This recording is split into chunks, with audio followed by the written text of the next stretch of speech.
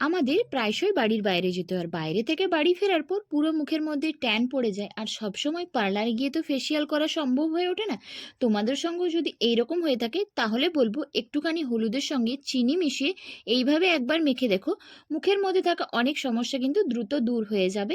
আর তার জন্য হলুদের চিনির সঙ্গে আর কয়েকটা জিনিস তোমাদের মেশাতে হবে। আমি আজকে তোমাদের সঙ্গে সব কিছু শেয়ার করে দেবো, যে কোন ত্বকে হলুদ মাখা চলবে, এই রেমেডিটা তোমরা কখন ব্যবহার করবে, কোন সময় ব্যবহার করলে ত্বকের মধ্যে তোমরা ভালো রেজাল্ট পাবে। তো ভিডিওটাকে স্কিপ না করে প্রথম থেকে শেষ অবধি দেখতে থাকো।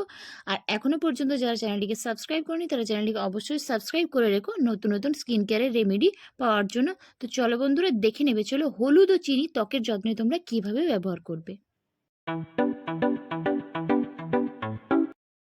প্রথমেই নিতে হবে তোমাদেরকে এখানে 1 চামচ মতো গুঁড়ো বেসন, আর এখানে যে রান্নার যে বেসন হয় সেই বেসনই আমি নিয়েছি। তারপর নিতে হবে তোমাদের অল্প পরিমাণ হলুদের গুঁড়ো। এরপর তোমাদেরকে এখানে মেশাতে হবে চিনি। চিনি কিন্তু আমাদের ত্বকের জন্য খুব ভালো স্ক্রাবিং হিসাবে কাজ করে। তারপর মেশাবে পাতিলেবুর রস। পাতিলেবুর রস কিন্তু তোমাদেরকে এখানে অবশ্যই করে মেশাতে হবে।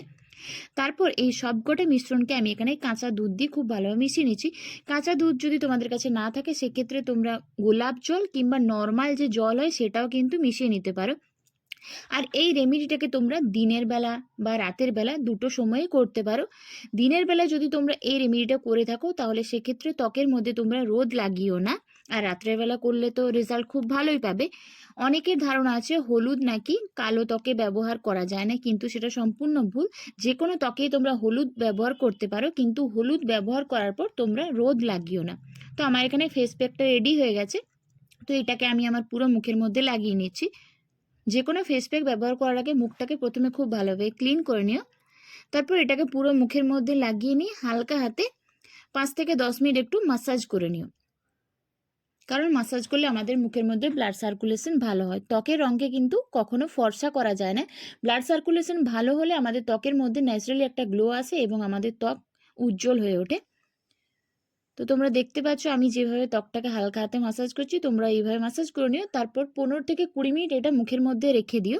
যখন দেখবে এটা শুকনো হয়ে গেছে তখন সেটাকে নর্মাল জল দিয়ে তোমরা ধুয়ে নিও।